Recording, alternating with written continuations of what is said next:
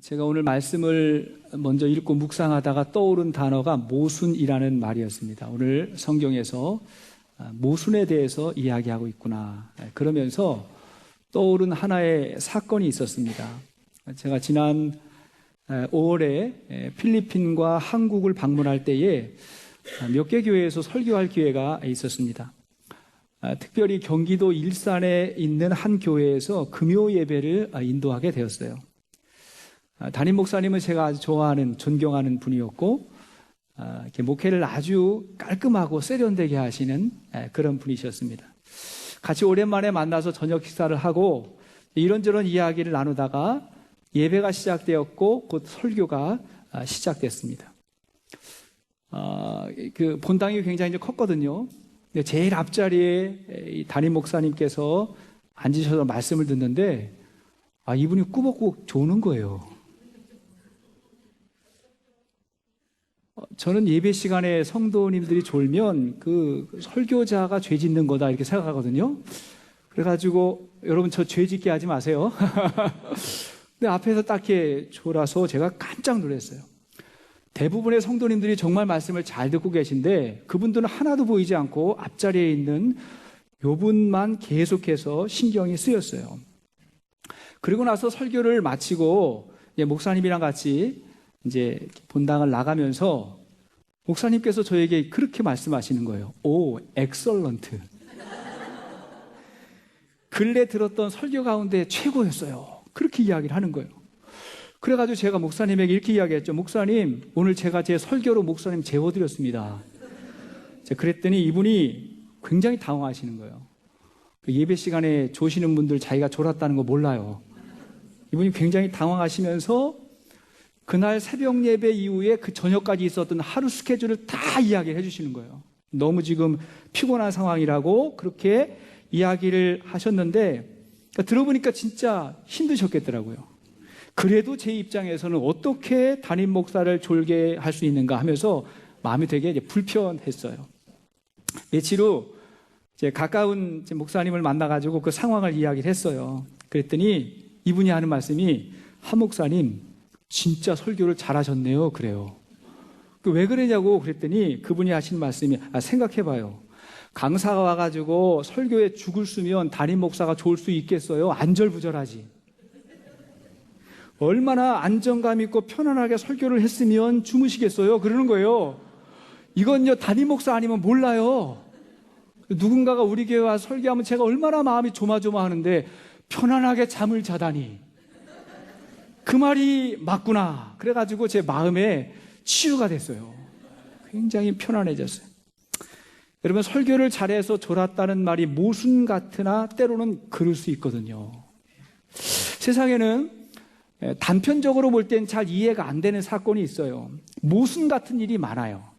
그러나 세상을 이해하는 지혜가 있으면 그리고 그 사건을 바라보는 관점이 바뀌면 얼마든지 세상을 감사하고 기뻐하며 누릴 수가 있다는 것입니다. 자, 오늘 본문 1절 말씀, 전도서 8장 1절 말씀 보니까 시작. 누가 지혜자와 같으며 누가 사물의 이치를 아는 자이냐. 사람의 지혜는 그의 얼굴에 광채가 나게 하나니 그의 얼굴에 살아온 것이 변하느니라. 여기 보니까 사람의 지혜는 그의 얼굴에 광채가 나게 한다 그랬어요. 자, 지혜가 광채가 나요. 여기서 지혜는 누구죠? 하나님. 하나님이 지혜예요. 그러니까 하나님을 만난 사람의 얼굴에는 뭐가 나요? 광채가 나요. 자, 우리 얼굴에 광채가 나요. 자, 하나님을 만나면 세상의 모순 같은 문제가 해결되고 해석되는 역사가 일어납니다. 그게 은혜죠. 자, 지혜자 솔로몬이 살아본 인생은 허무한 것이고 불확실한 것이었어요. 세상이 모순으로 차 있는 것 같고 그것을 다 이해하려고 하니까 밤잠을 이룰 수가 없었어요. 그래서 오늘 8장 16절 말씀 보니까 8장 16절 시작.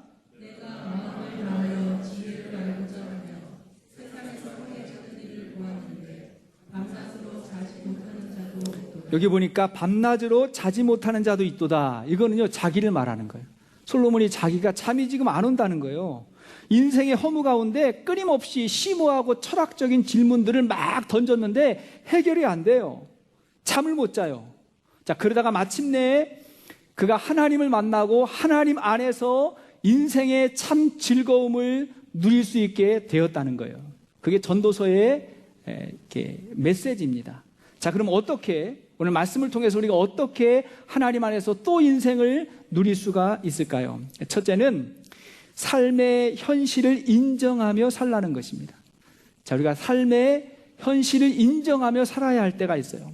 비록 다 이해할 수 없고 받아들일 수 없는 그러한 상황이 있지만 인생이 다 그런 거야. 따라해, 인생이 다 그런 거야 하고 받아들여야 될 때가 있다는 거예요. 여러분, 지나치게 완벽주의도 죄예요. 내가 완전하지 않고 세상이 완전하지 않은데 어떻게 완전한 것을 기대할 수 있겠어요? 그래서 웬만하면 통과해야 될 때가 있어요. 따라 웬만하면 통과, 그래야 될 때가 있거든요. 이게 안 되면 너무 부정적인 사람이 되고요, 너무 불평불만만 하게 되는 거예요. 여러분, 세상이 공평합니까? 인생이 우리가 노력한 대로만 됩니까? 그렇지 않잖아요.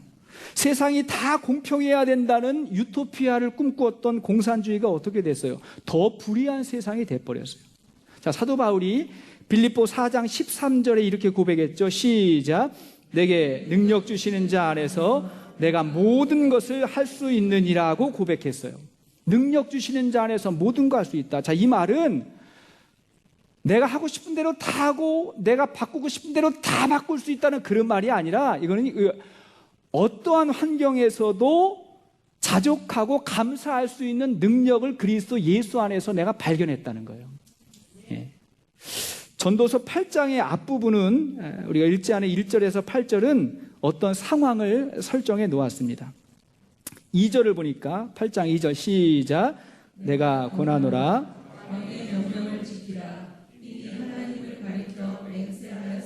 여기 보니까 내가 고나노라 왕의 명령을 지키라 그랬어요. 자, 여기서의 왕은 사실 악한 왕이에요. 왕이 신하에게 명령을 내릴 때 다 선한 거 아니죠. 악할 때가 많이 있어요. 마찬가지로 부모님이, 선생님이, 시어머니가, 사장님의 지시가 다 옳은 거 아니잖아요. 다 맞는 거 아니잖아요. 내가 보기에 사장 자격이 없는 것 같은데 어떻게 하다 보니까 돈이 있었어. 어떻게 하다 보니까 부모를 잘 만나서 사장하고 있는 것 같은데, 근데 내가 보니까 이해가 안 돼요. 동의가 안 될 때, 그럴 때 있지 않습니까? 그럼 어떻게 해야 되죠? 거부하고 무시해야 됩니까? 그때마다 불순종해야 됩니까? 그게 지혜가 아니라는 거예요. 자, 3절 말씀 보니까 3절 시작. 악한 것을 일삼지 말라. 왕은 자기가 하고자 하는 것을 다 행함이니라. 여기 보니까 왕 앞에서 물러가기를 급하게 하지 말며 그랬잖아요. 좀 더럽고 치사하다고 그냥 확 물러가지 말라는 거예요. 내가 여기 아니면 있을 데가 없나 하고 금방 끝내지 말라는 거예요. 뛰쳐나가지 말라는 거예요. 그렇게 뛰쳐나가서 다른 데 가보니까 거기 또 있어. 어디에나 다 있거든요. 아니, 더한 사람이 있을 수 있거든요. 그렇지 말라는 거예요. 물론 예외는 있지요. 근데 예외일 뿐이에요.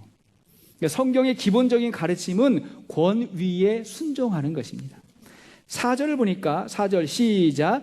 왕의 말은 권능이 있나니 누가 그에게 이르기를 왕께서 무엇을 하시나이까 할 수 있으랴. 이거 보니까 왕의 말은 권능이 있나니. 자, 왕의 말에는 권능, 권위가 있다는 거예요.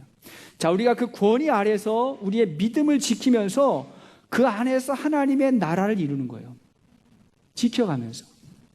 요셉이 애굽에 팔려갔는데 바로 왕이 있어요. 하나님 몰라요. 그렇다고 요셉이 바로 왕을 거부해 버렸습니까? 그의 권위를 인정해 주면서 거기서 자기 믿음을 지켰던 거예요. 다니엘이 바벨론에 팔려갔어요. 바벨론의 왕도 하나님 대적하는 사람인데 그 왕의 권위를 무시하지 않았어요. 인정해주고 그 밑에서 믿음으로 승리했던 거예요. 이런 과정이 우리에게 필요하다는 거예요. 예수님 당시에도 왕과 제사장들은 아주 불의한 자들이었어요. 헤롯 왕은 로마에 충성하는, 로마가 세운 왕이었고, 제사장은 성전을 타락하게 만들었어요. 자, 자, 그렇지만 예수님은 그들의 왕권과 성전을 부정하지 않았어요. 오히려 그 성전에 헌금하는 과부의 2렙돈을 칭찬하셨죠. 그렇죠? 잘했다고 칭찬했어요. 또한 가이사의 것은 누구에게? 가이사에게. 하나님의 것은 누구에게? 하나님에게 바치라 했어요.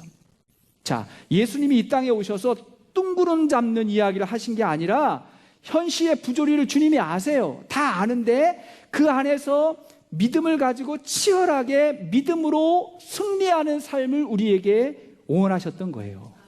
자, 5절을 계속해서 보니까 5절 시작.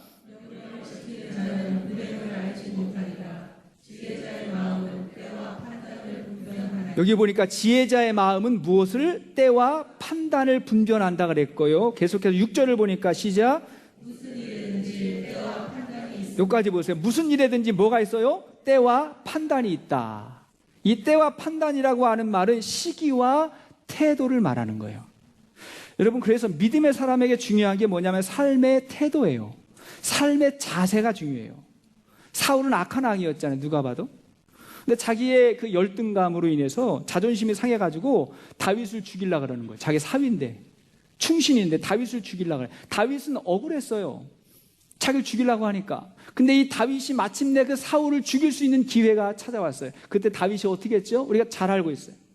사무엘상 24장 6절 말씀 보니까 시작. 자기 사람들에게 이르되 내가 손을 들어 여호와께서 금하시는 것이니 그는 여호와의 기름 부음을 받은 자가 됨이니라. 뭐예요? 권위에 대한 태도죠. 왕에 대한 태도, 이걸 잃어버리지 않았다는 거예요. 또한 하나님에 대한 태도는 얼마나 중요합니까? 우린 기본적으로 하나님에 대한 자세가 있잖아요. 예수께서 이방인 두로 지역을 가셨을 때 수르보니게 여인이 예수께 찾아와서 자기의 귀신 들린 딸을 고쳐달라고 그렇게 엎드렸어요. 근데 예수님의 반응이 대단히 냉담했어요. 이해가 잘 안 돼요. 자, 마가복음 7장 27절 말씀 보니까 시작. 자녀로 먼저 배불리 먹게 할지니 자녀의 떡을 취하여 개들에게 던짐이 마땅치 아니하리라. 예수님이 찾아온 여인을 뭐라 그랬어요? 개처럼.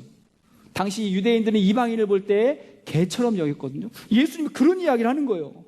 이스라엘 사람도 아닌데 어떻게 이방인들에게 내가 응답할 수 있냐, 이렇게 이야기했어요. 이때 이 여인의 태도가 중요해요. 이 여인이 내가 그럴 줄 알았어. 그런 예수라면 난 믿지 않을 거야. 그런 기독교 나는 믿지 않겠어. 이렇게 말한 것이 아니라, 자, 이 여인이 어떻게 했죠? 28절 시작. 여자가 대답하여 이르되 주여 올소이다마는 상 아래 개들도 아이들이 먹던 부스러기를 먹나이다. 현실은 현실대로 인정하고, 내가 이방인인 거 맞습니다, 인정하고 엎드린 거예요. 주님이 그 태도를 보신 거예요. 그 태도 안에 이 여인의 믿음이 있었던 거예요.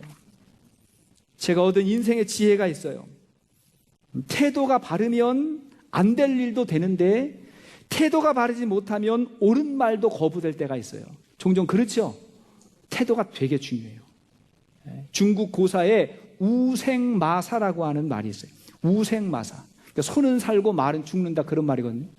평소에 말은 수영을 잘한대요. 웬만한 물은 수영 쳐서 건널 수 있어요.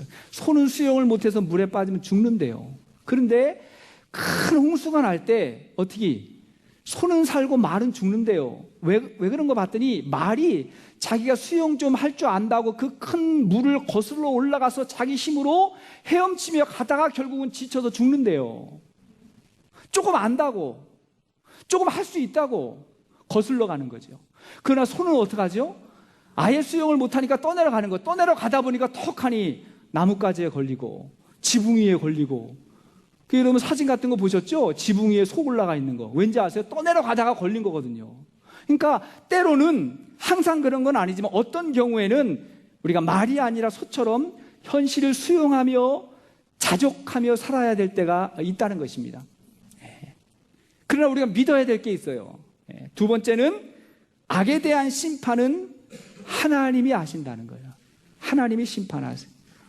세상의 모순 가운데 악인이 잘 되는 것 같고 의인이 고난받는 것 같은 거, 이게 모순 같은 거 아니에요? 우리가 이 앞에서 이미 이 문제를 다루었지만 오늘 본문이 다시 이야기하고 있어요. 자, 9절 말씀 보니까 9절 시작. 해 아래에서 행하는 모든 일을 마음에 두고 살핀즉 사람이 사람을 주장하여 해롭게 하는 때가 있다. 사람이 사람을 주장하여 해롭게 하는 때가 있다는 말은 권력을 가진 자가 힘없는 자를 고통스럽게 한다는 거예요. 자, 그런데 10절 말씀 보니까 시작.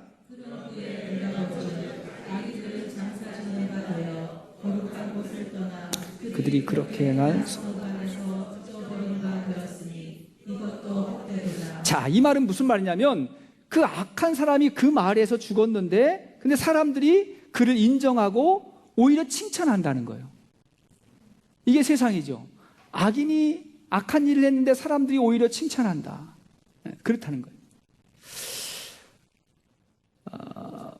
이 모순 같은 일이잖아요. 근데 계속된 모순 같은 일을 말하고 있는데 저는 이런 생각을 해봐요. 14절 말씀도 한번 읽고 이야기할까요? 14절 시작. 세상에서 행해지는 헛된 일이 있나니 곧 악인들의 행위를 따라 벌을 받는 의인들도 있고 의인들의 행위에 따라 상을 받는 악인들도 있다는 것이라. 악인 때문에 의인이 벌을 받고 의인 때문에 악인이 상을 받는다. 이 말씀을 묵상하다가 제가 문득 이런 생각이 났어요. 왜 하나님이 악인은 가만 놔두시고 의인은 때로 고난을 허락하실까? 우리 교회에 이제 어린 아이들이 많잖아요. 아이들이 되게 많아가지고 어린 아이들 보면 다 예쁘시죠? 너무 예뻐요. 너무 예뻐. 이제 우리 소망이의 시대가 가고 예준이의 시대가 와가지고 바라만 보기만 해도 너무 예쁘고, 그죠? 예준이 이렇게 안을 때 그냥 안으시면 안 된다 그랬죠? 10불씩 내고 안아야 돼요. 행복 바이러스를 주잖아요. 제가 오늘도 예배 드리기 전에 2층에 가가지고 예준이 보면서 이렇게 앉진 않았어요. 돈 내라 그럴까봐. 얼굴만 보고 그냥 행복하게 이렇게 인사하고 왔는데 너무 예쁘잖아요. 너무 예쁘다고요. 그렇게 예쁜 아이들이 조금 자라가 보면 미운 몇 살? 하여튼 뭐 그거 다. 미운 5살? 3살? 나 보면 조금 지나면 그 시기가 가고 아주 미운 짓 할 때가 있거든요. 자, 그러면 우리도 보고 좀 훈계하고 싶고 가르쳐 줄 때가 있죠. 때로는 따끔하게 야단치고 싶을 때도 있죠. 절대 그렇게 하면 안 돼요. 절대 그렇게 하면 안 돼요. 그건 누가 하는 거죠? 그건 부모님들이 하는 거예요. 부모님들이 야단치는 거지 누가 이렇게 쉽게 야단칠 수가 있겠어요? 부모님들이 하는 거예요. 그러나 저도 안 해요. 그러나 저도 우리 자녀들을 보면서 훈계도 하고 때로는 따끔하게 야단도 쳤어요. 그럼 우리 자녀의 입장에서 볼 때 아빠를 딱 보면 불공평한 거죠. 다른 아이들은 다 보고 그냥 잘한다고만 하는데 나만 보면 야단치고 징계하고 혼내니까 불공평하다고 생각할 수 있지요. 그럴 수 있단 말이에요. 그러나 책망이 사랑이고 무관심이 심판일 때가 있잖아요. 그렇다는 거예요. 성경의 원리가 이와 같습니다. 히브리서 12장 5절 말씀 보니까 시작. 또 아들들에게 권하는 것 같이 너희에게 권면하신 말씀도 잊었도다. 일러스되 내 아들아 주의 징계하심을 경히 여기지 말며 그에게 꾸지람을 받을 때에 낙심하지 말라. 내 아들아, 우리가 하나님의 자녀가 되었다면 주의 징계하심을 경히 여기지 말고 낙심하지 말라 했어요. 이 징계가 뭐죠? 훈련이에요. 훈련이에요. 고난이에요. 그래서 우리 의인은 고난을 훈련이고 섭리라고 봐야 돼요. 이 안에 하나님의 뜻이 있구나 하고 그렇게 받아들이는 것이 성숙한 신앙이에요. 자, 그러므로 악인에 대한 성도의 태도는 두 가지예요. 하나는 악은 악이 심판하게 하시는 거예요. 악은 악이 심판하게 해요. 이게 전통적인 방법입니다. 여러분 사사시대를 보면 이스라엘 백성이 가나안 땅에 들어가서 타락했을 때 죄를 지으면 누가 심판을 하죠? 그 지역의 이방 민족들, 더 악한 이방 민족, 미디안, 블레셋 이런 민족들이 이스라엘을 심판했습니다. 왕정 시대에도 이스라엘이 타락할 때 보니까 더 악한 아수르와 바벨론을 통해서 하나님이 심판하셨어요. 자, 그러므로 내 주위에 악한 사람이 있다 그러면 혹 나를 성숙하게 하는 하나님의 도구는 아닐까 생각해 봐야 돼요. 스스로 하나님의 도구가 아닐까? 여러분, 제가 목사로서 제가 해야 할 일을 잘하지 못하면 하나님께서 책망을 하잖아요. 하나님께서 저를 책망하실 때 누구를 통해서 하실까요? 여러분들을 통해서 하시지 않겠어요? 까탈스러운 우리 성도님들 통해서 목사님 왜 이상해요? 하면서 이야기하지 않겠어요? 자, 그럴 때 그를 미워하지만 말고 그를 통해서 더 기도하고 더 성숙해질 수 있는 기회를 삼으라는 거예요. 왜? 하나님이 그를 통해서 나를 성장하게 하니까. 마찬가지로 목자 목녀를 힘들게 하는 사람이 목자 목녀를 살린다고 우리는 생각해야 됩니다. 반면에 목자 목녀 때문에 힘든 사람이 있죠. 자, 그러면 더욱 잘 섬겨서 좋은 목자가 되도록 기도해야 돼요. 자, 결국은 나를 힘들게 하는 사람이 나를 성공자로 만드는 거예요. 나를 성숙한 사람으로 만들어가는 것입니다. 자, 두 번째, 악인은요 그림자와 같다는 거예요. 악인은 그림자와 같다. 그것이 12절 13절 말씀이에요. 자, 시작. 악을 행하고도 장수하거니와 또한 내가 아노니 하나님을 경외하며 그를 경외하는 자들은 잘 될 것이요 악인은 잘 되지 못하며 장수하지 못하고 그날이 그림자와 같으리니 이는 하나님을 경외하지 아니하리라. 여기 보니까 악인이 뭐와 같다고요? 그림자와 같대요. 지금은 막 기세 등등 해가지고 잘 되는 것 같지만 그림자와 같다는 거예요. 여러분, 그림자가 가장 길 때가 언제죠? 해질 무렵이잖아요. 곧 해질 때 그림자가 가장 길잖아요. 다시 말하면 심판의 날이에요. 악인이 기승을 부린다, 너무너무 교만해가지고 그렇다 그러면 지금 넘어지기 직전이라고요. 심판 직전이에요. 우리는 그것을 보아야 됩니다. 비록 당장은 보이지 않지만 우리는 믿음의 눈으로 세상의 심판을 보고 살아야 하는데 이것을 종말론적 신앙이라 그래요. 하나님이 심판하신다. 종말론적 신앙. 이 종말 신앙이라고 하는 것은 우리 주님이 다 보고 계시고 다 계산하신다는 거예요. 우리 주님이 다 판단하신다. 여기에 우리의 삶에 놀라운 능력이 있어요. 우리 주님이 알아요? 몰라요? 아시잖아요. 네. 너희가 아무리 작은 자에게 냉수 한 그릇이라도 준 것이 있으면 하나님께서 결단코 잊지 않는다 말씀하셨잖아요. 선을 베풀면서도 하나님 생각하는 거예요. 힘들고 어려운 상황 가운데서도 주님이 나를 보고 계신다. 나를 주목하고 계신다. 이게 종말 신앙이라니까요. 그때와 시기는 하나님의 날이에요. 그러나 우리는 늘 하나님을 의식하고 살아가는 거예요. 호손 효과라는 게 있어요. 호손 효과. 하버드 대학 연구원들이 뉴저지주 호손에 있는 웨스턴 일렉트릭사 공장에서 작업 환경과 생산성 사이의 상관관계를 연구했대요. 자, 환경을 바꿔주면 어떻게 생산력이 높아질까? 이걸 연구했다는 거예요. 한 가지 실험을 했는데 이렇게 했대요. 하루는 공장의 불을 아주 환하게 밝혔대요. 불을 완전히 밝혔더니 생산성이 급격하게 좋아졌대요. 그리고 나서 얼마간의 시간이 지난 후에 이번에는 불빛을 다시 원래대로 했대요. 원래대로 돌이켰더니 어떻게 됐을까요? 생산성이 떨어진 게 아니라 또 상승했대요. 다시 올라갔대요. 연구 결론이 어떻게 났냐면 이렇게 난 거예요. 생산성은 조명의 밝기에 있는 게 아니라 중요한 건 그거예요. 누군가 자신들에게 관심을 가져주고 있다는 데 있다. 그거예요. 자꾸 조명을 바꾸다 보니까 일하는 사람이 좀 관심을 주고 있구나. 지금 내가 관심 받고 있구나. 요 생각이 끊임없이 더 생산력을 높이더라는 거예요. 여러분, 종말론적 신앙이라는 게 뭐냐면 늘 하나님이 지켜보고 계신다는 거예요. 주님이 판단하시고 평가하시고 상을 주신다. 나를 보고 계신다는 믿음으로 살라는 거예요. 그래서 늘 천국을 그리워하는 사람이 현실에 충실한 사람이 되는 것입니다. 이 믿음 우리가 잊지 않기를 축복합니다. 세 번째, 이러한 믿음을 갖게 되면 우리는 현실을 누릴 수 있는 능력이 생겨요. 삶을 누릴 수 있는 능력이 생겨요. 15절 말씀 보니까 시작. 이에 내가 희락을 찬양하노니 먹고 마시고 즐거워하는 것보다 더 나은 것이 해 아래에는 없습니다. 하나님이 사람을 해 아래에서 살게 하신 날 동안 수고하는 일 중에 그러한 일이 그와 함께 있을 것이니라. 여기 보니까 이에 내가 희락을 찬양한다. 이 희락이 뭐예요? 기쁨과 즐거움을 찬양한다. 여러분, 비록 세상의 수많은 부조리, 모순 속에서도 이 세상에는 하나님의 나라를 누리면서 기쁨으로 살아가는 사람들이 많아요. 대단히 많아요. 이미 여러 번 반복된 교훈이죠.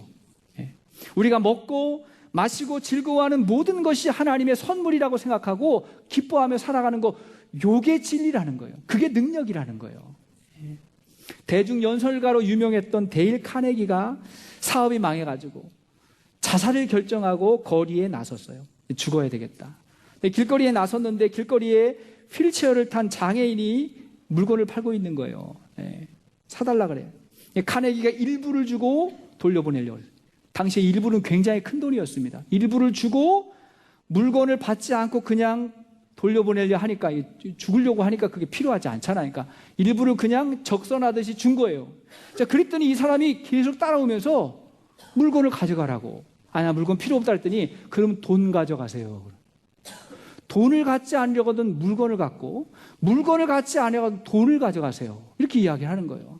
봤더니 이 사람은 구걸하는 게 아니라 비즈니스 하는 거예요. 근데 그 모습이 너무 행복해 보이는 거예요. 너무 밝게 웃으면서 돈 가져가세요 하는데 정신이 번쩍 들었어요. 카네기가 그날 이런 말을 남겼습니다. 나는 신발이 없음을 한탄했는데 오늘 발이 없는 사람을 만났다. 그렇게 이야기했어요. 자, 이러한 모순 같은 일이 실제로 가능하잖아요. 발이 없는 사람이 감사하며 사는, 가능하잖아요. 근데 이게 우리는 더 할 수 있어요. 더 가능해요. 왜 그렇지요? 하나님이 우리에게 기쁨을 주시기 때문에, 하나님 안에 기쁨을 누리기 때문이에요. 예수 안에 사는 사람의 특징이 기쁨이에요. 왜 그래요? 예수님이 기쁨 덩어리니까. 예수가 기쁨 덩어리잖아요. 그분이 우리 안에 오시면 우리 안에 기쁨 덩어리가 오시는 거예요. 그러니까 우리가 기뻐할 수 있죠. 자, 요한복음 15장 11절 암송하는 말씀에 시작. 내가 이것을 너희에게 이름은 내 기쁨이 너희 안에 있어 너희 기쁨을 충만하게 하려 함이라. 내 기쁨이 이제 너희 안에 있다는 거예요.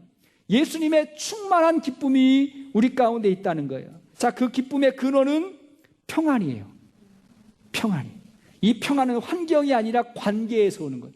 주님과 나와의 관계, 내가 주님 안에 있고 주님이 내 안에 있는 이 관계 속에 있는 거예요. 요한복음 14장 27절 보니까 시작. 평안을 너희에게 끼치노니 곧 나의 평안을 너희에게 주노라. 내가 너희에게 주는 것은 세상이 주는 것과 같지 아니하니라.